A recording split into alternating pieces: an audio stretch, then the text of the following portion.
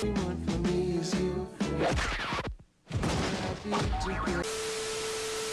feet, one more combo. That ain't Falco. That ain't Falco. Oh, oh, oh, oh.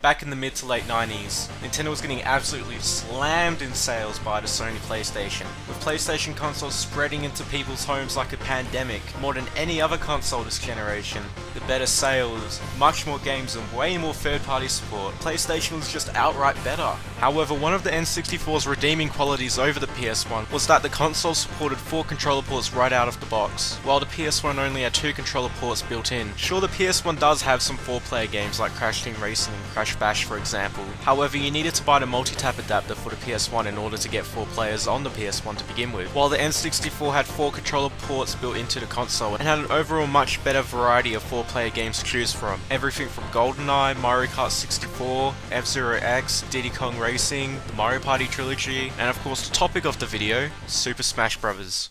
Super Smash Bros., the most notorious collaboration of a multitude of franchises before Fortnite sold out, allowing you to pick from a vast variety of characters from all of your favorite Nintendo and even some third-party games. Mario vs Sonic, Pikachu vs Kirby, Ness vs Snake, Batman vs Tax Evasion, Piranha Plant, fucking Pokefloats. The platform fighting genre has grown exponentially thanks for the Super Smash Bros. Franchise. It's more than just a game, a franchise so large and important that every time a new game or DLC character gets announced, it feels like an event. Everyone on the edge of their seats waiting to see what's going to get announced. It's the closest we've ever come to world peace. Not to mention the franchise for well over 15 years has been one of the largest esports of all time. It all began in the year 1999 when the creator of Kirby, Masahiro Sakurai, created the original Super Smash Bros. For the Nintendo 64. Both the Kirby franchise and Super Smash Bros. Are both extremely similar, as far as their easy to learn but hard to master game mechanics, and a lot of similar controls with the games as well. Sakurai made Kirby to be an easy to learn but hard to master platformer that is friendly for newcomers but will also keep the most hardcore seasoned no-life players into enjoying his games. Smash Bros is essentially the same thing but with fighting games. Instead of getting arthritis in your right hand after trying to learn numerous fucking combos in Street Fighter or Tekken for example, Smash made it fairly easy to pull off all sorts of different moves and combos while having a very simplistic button layout. You had the A button for your basic attacks, you had your B button for your special attacks, the Z button on the back of the controller the shield, and the R trigger to grab. You can move different directions with the stick while performing a special attack or a regular attack to get a different move out of it. That's essentially how easy it is. This game's controls and mechanics are in depth, but simple to understand. You still have to spend countless hours, blood, sweat and tears to get remotely good at Smash. It was originally pitched as Dragon King the fighting game, with some basic mannequins that resemble Captain Falcon as the game's characters. However, Sakurai wanted to have iconic characters in his fighting game, so despite his colleagues being hesitant at the idea at first, Sakurai put together a demo of Mario, Samus, Donkey Kong and Fox fighting on screen, showed the Nintendo higher-ups, and the greatest fighting game franchise of all time was born.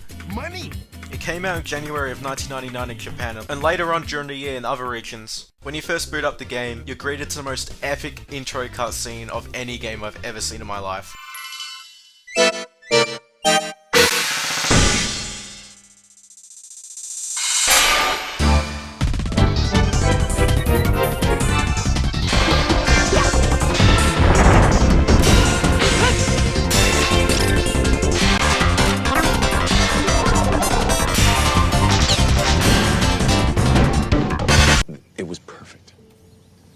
Perfect. Everything, down to the last minute details. You get this crazy intro cutscene showing off all of your favorite Nintendo characters fighting it out, a moment that every Nintendo fan went, Hallelujah! Holy shit! and you're even given silhouettes of 4 unlockable characters before getting the iconic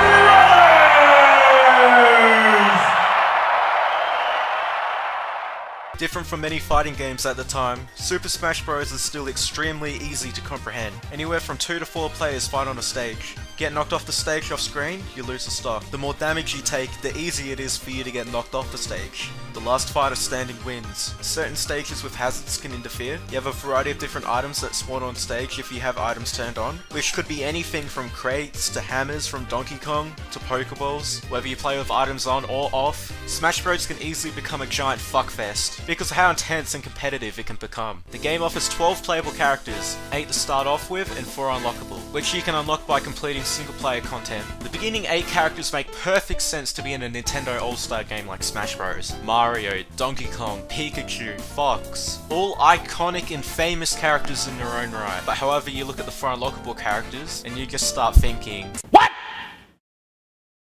What the fuck? the only one of the 4 unlockable characters that makes sense to be in the first Smash Bros game is definitely Luigi. Sure, Jigglypuff is an iconic Pokemon, and especially back then in the late 90s, but the fact that she got put in Smash Bros first over someone like Mewtwo or Charizard is just insane. I'm definitely not going to complain though, because Jigglypuff is one of the best Smash characters of all time. And then you have Ness and Captain Falcon. Who the fuck are you?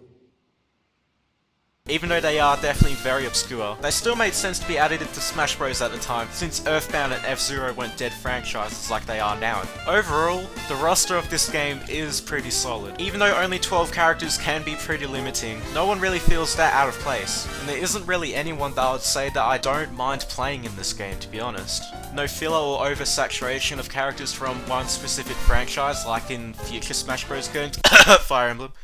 Playing a character in a game like Smash Ultimate can be pretty mesmerizing to see how accurate a certain character's moveset is to the game they originally came from and how many Easter eggs that character can come with as well. It truly feels like you're playing that character and that specific character has truly come to life.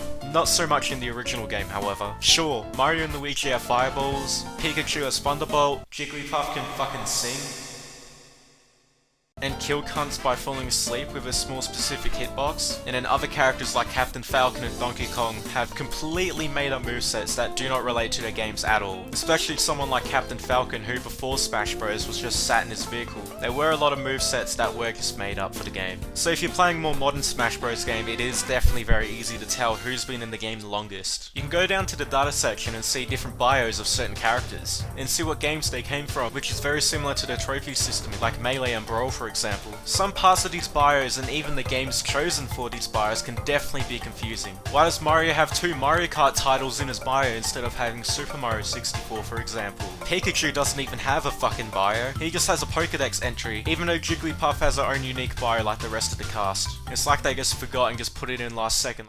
Playing this game now sure feels fun, but definitely outdated. Alright, now actually playing the game, I think it's comparable to something like Mario Kart 64. Iconic, fun to play, great with 4 players. Controls fairly well and is fun to play even today, but is definitely very rough around the edges. Nowhere near as refined as the rest of the games in the franchise. And even for Nintendo 64 standards, the game doesn't really look that great, especially when compared to something like Mario 64 or Ocarina of Time for example. It feels like Smash 64 has a lot of missing game mechanics. Like sure, you have your up B, your down B and your neutral B, which are your special moves, but you don't have a side special like you do in every other Smash game. Also, when grabbing other players, you can only throw them left or right, even though from Melee onwards you could also have up throws and down throws leading into some insane combos, and there's also no air dodge in this game either.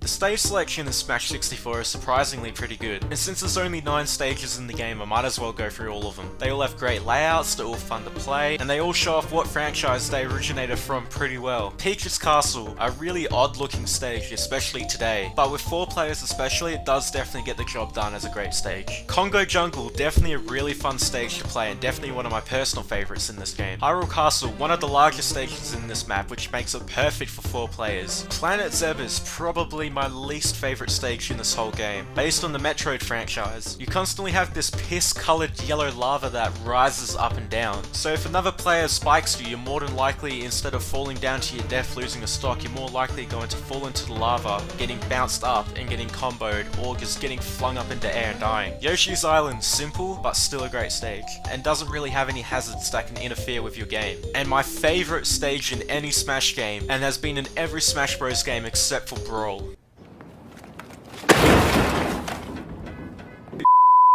and is also the only competitive legal stage in this whole game, Dreamland. I'm not even joking, as soon as you pick this stage, plays the most epic track, which is the N64 type remix of the racing minigame from Kirby Superstar on the Super Nintendo.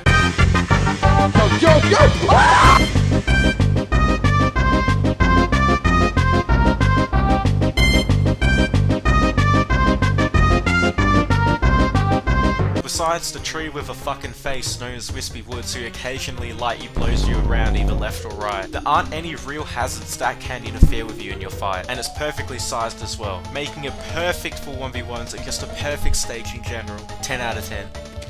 Approved! Sector Z, very similar to the Corneria stage from Melee, just really fucking huge for some reason. It's a weird thing about both these stages that they're both basically the same, except that Corneria is way too small, and Sector Z is way too big. I hate how a random ship can just come out of nowhere and just start blasting you. If you get caught getting constantly blasted by one of these things, you're easily dead, no doubt about it. Saffron City, another one of my personal favourites considering it's the only Pokemon stage in this game, taking place in one of the most iconic cities from the Kanto region. It has an overall entertaining layout and it even has this little white door where if the character goes into it, a random Pokemon will come out and attack you and the other players. And you can also unlock the Mushroom Kingdom, which is a really fun and entertaining unique stage based on the original Super Mario Bros. For the NES, and even plays the original World 1-1 song when fighting on it. Stage selection is pretty solid and probably honestly a lot more solid than the character selection in my opinion. This game however doesn't offer a lot of single player content, especially comparing it to the future games in the franchise. You have the one player game mode, which is known as classic mode in every other Smash game going forward, a series of fights and mini games.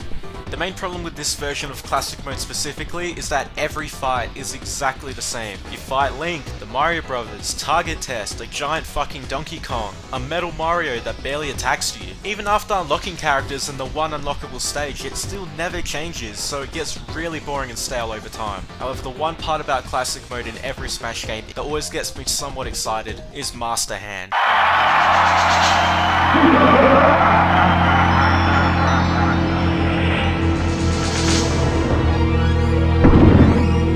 Beating Master Hand every time is always extra dramatic.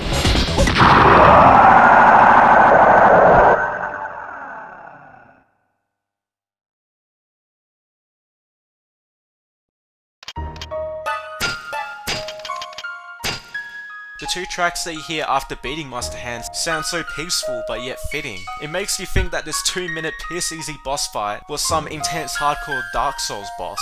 It's like you just finished the chapter of your life.